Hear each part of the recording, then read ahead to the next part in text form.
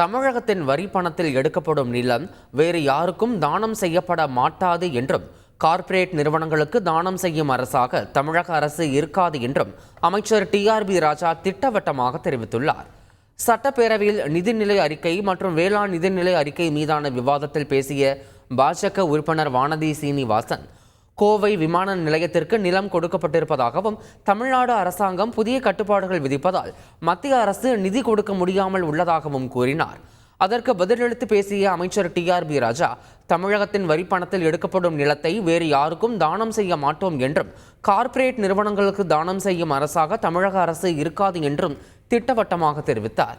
அப்போது குறுக்கிட்டு பேசிய அதிமுக கொறடா எஸ்பி வேலுமணி, கோவை விமான நிலைய விரிவாக்கம் எப்போது முடிவு பெறும் என்று கேள்வி எழுப்பினார். அதற்கு பதிலளித்த அமைச்சர் டிஆர்பி ராஜா, கடந்த அதிமுக ஆட்சியில் நிலம் கையகப்படுத்தும் பணிகள் முடிக்கப்படாத நிலையில் திமுக ஆட்சியில்தான் நிலம் கையகப்படுத்தப்படும் பணி நடைபெறுவதாகவும் மார்ச் மாதத்திற்குள் நிலம் கையகப்படுத்தப்பட்டு பணிகள் மேற்கொள்ளப்படும் என்றும் பதிலளித்தார். செய்திகளை உடனுக்குடன் தெரிந்து கொள்ள உடனே சப்ஸ்கிரைப் பண்ணுங்க.